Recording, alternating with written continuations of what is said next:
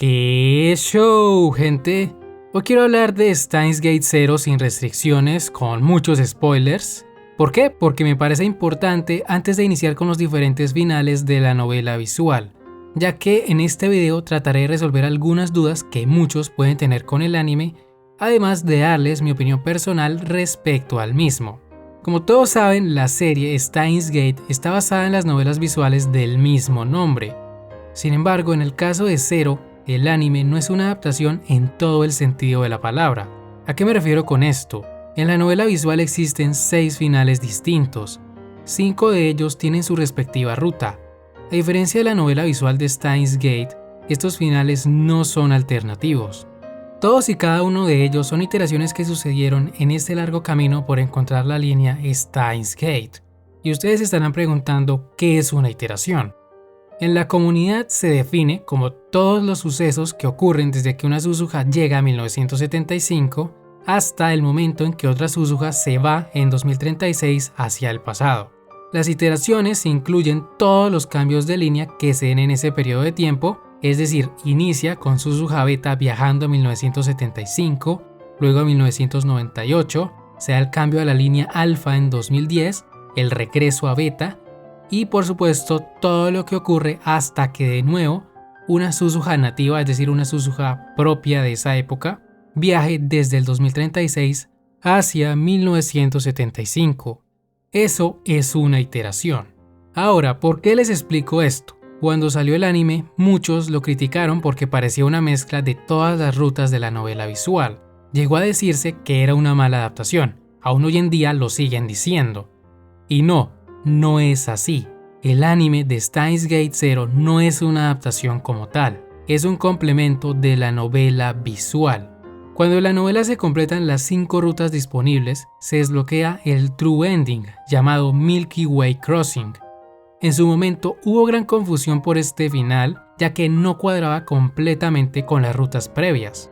Había cosas que parecían no tener ningún sentido, y esto es porque el True Ending sucedía muchas iteraciones después de cualquiera de las rutas presentadas en la novela visual.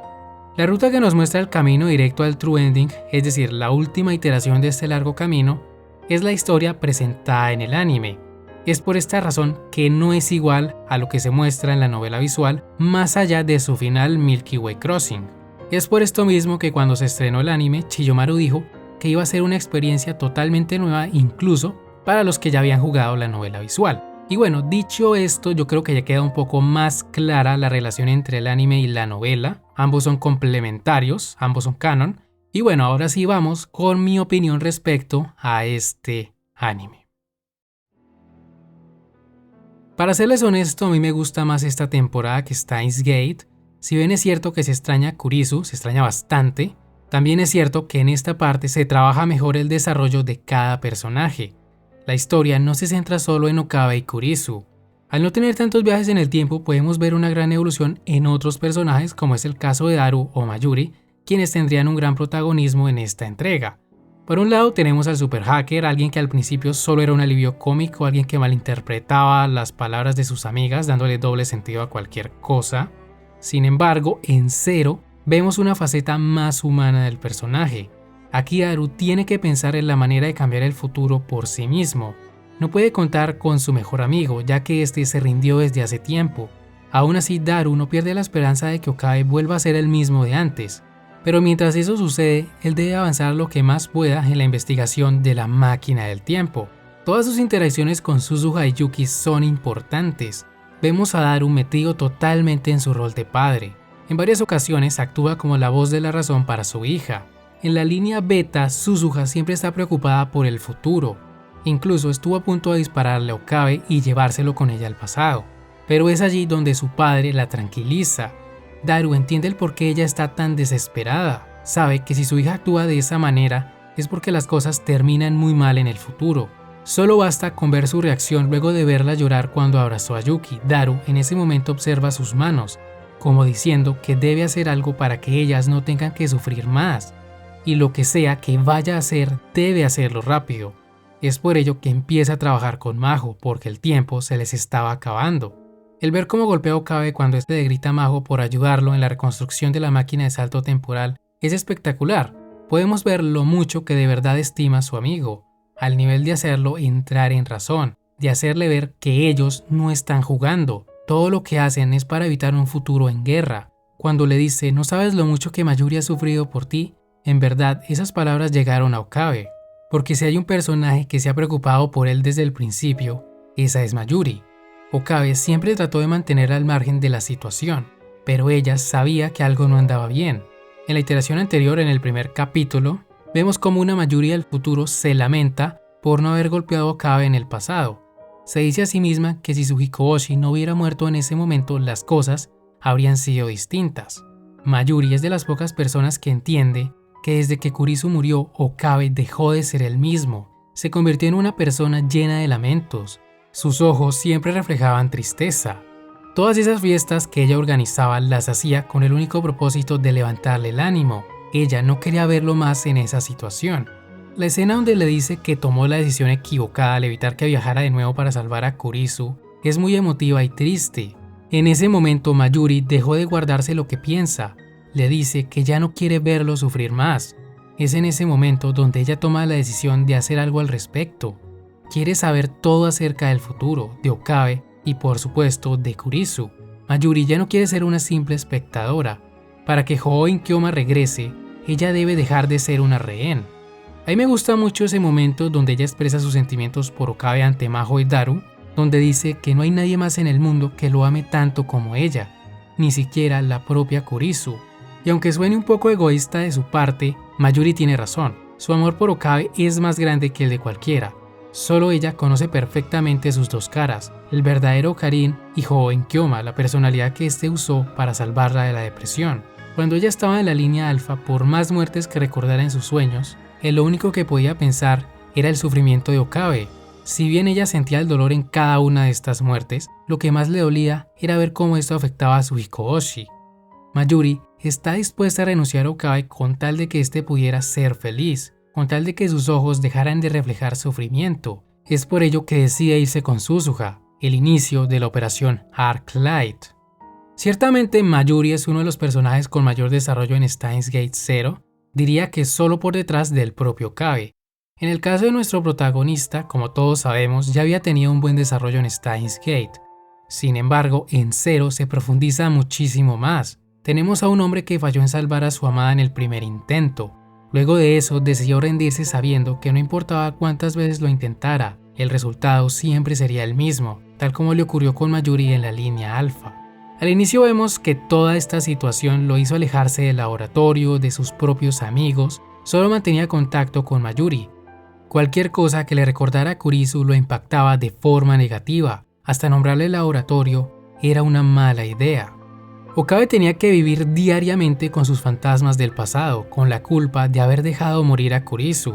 No ayuda mucho que más tarde se viera involucrado con Amadeus. El hecho de que ella fuera muy parecida a la Kurisu real de carne y hueso lo hace perder de vista la realidad. Llega a pensar que puede ser su reemplazo, pero es allí donde entra Maho, para recordarle que Amadeus no era real. Ella entiende perfectamente por lo que estaba pasando Okabe. Después de todo, ella pasó por un proceso similar, un proceso que aún no había superado del todo, ya que constantemente recordaba su complejo de inferioridad. Pero aunque al principio fuera doloroso para Okabe hablar con Amadeus y posteriormente ver a Kagari, es el hecho de conocerlas lo que lo ayuda a superarla, a entender que ella no volverá, nada puede reemplazarla. Lo único que le queda es proteger ese mundo al que llegó gracias a su sacrificio. Pero proteger ese mundo no es suficiente. Suzuha le ha explicado varias veces que en esa línea no existe un futuro. La única manera es viajar al pasado y evitar la muerte de Kurisu. Okabe no quiere creer que esa sea la única solución, pero cuando no logra evitar que la máquina del tiempo sea destruida junto con Suzuha y Mayuri, entiende que no hay un futuro brillante mientras se encuentre en la línea beta. Al principio se negaba rotundamente a reconstruir la máquina de salto temporal, pero luego de darse cuenta de que en esa línea lo perdería todo, decide dejar atrás sus miedos y tomar medidas al respecto. Cuando Okabe despierta en el año 2036, se arrepiente de no haber escuchado las palabras de Suzuha. No es que no le creyera, es solo que veía ese futuro bastante lejano. Pero la realidad es que se equivocó, y luego de ver morir a Luca frente a sus ojos, entiende que solo les espera la muerte. Todos estos eventos lo ayudan a tomar la decisión de buscar Steins Gate de nuevo. Saltaría 3000 veces en el tiempo en una escena muy épica con Sky Cloud Observer de fondo. Todo para llegar al 2011 donde ocurre una escena incluso más épica, el regreso del Fénix. Aquí debo ser honesto, a mí no me agradaba mucho la faceta de joven Kyoma, me gusta más Okabe cuando actúa como es en realidad. Sin embargo, me alegró mucho verlo actuar de esa manera. Durante todo Steins Gate Zero lo habíamos visto triste y lleno de arrepentimientos. El que de nuevo se riera de esa forma era un brillo de esperanza, de que el personaje no se rendiría de nuevo. Si bien es cierto que incluso luego de volver falló algunos intentos, al final luego de borrar a Amadeus logró poner las cosas a su favor. Y hablando de Amadeus, realmente me dolió su muerte, si bien no es Kurisu como tal, sí fue bastante emotiva su despedida. El cómo le dijo a Maho que ella podría superarla, además de mostrarnos que no importa si es una persona real o una inteligencia artificial, Kurisu siempre terminará enamorándose de Okabe y viceversa.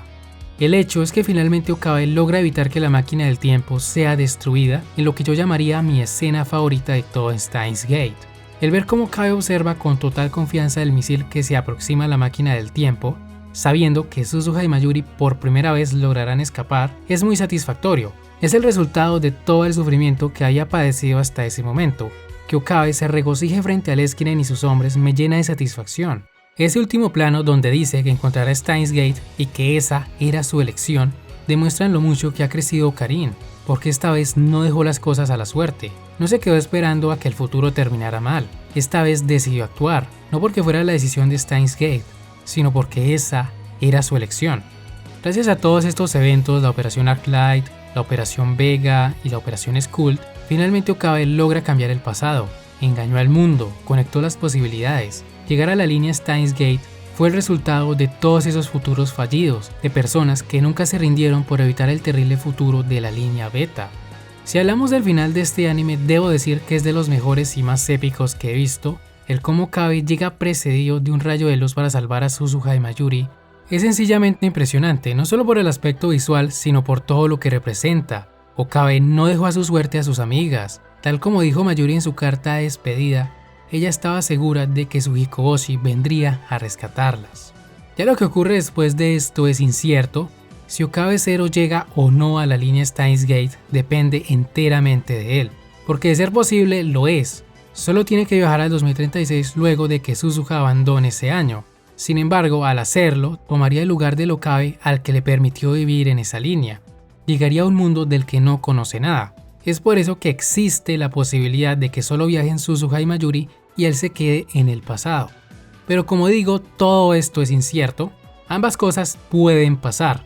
La respuesta a esta incógnita puede que nunca se revele, a no ser que en el futuro, ya sea de parte de Anonymous Code o del siguiente Steins, se animen a decírnoslo.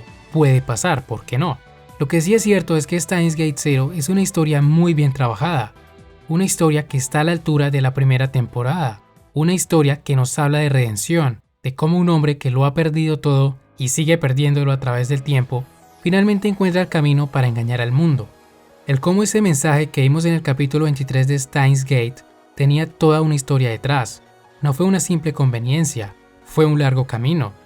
Cuando me preguntan cómo deberían ver Steins Gate, yo siempre respondo que el orden de emisión es el mejor, al menos si es la primera vez que lo es, porque solo así entenderías el peso que tiene la Operación Skuld. El cómo ese video que parecía sacado de la nada fue el resultado de muchos futuros fallidos.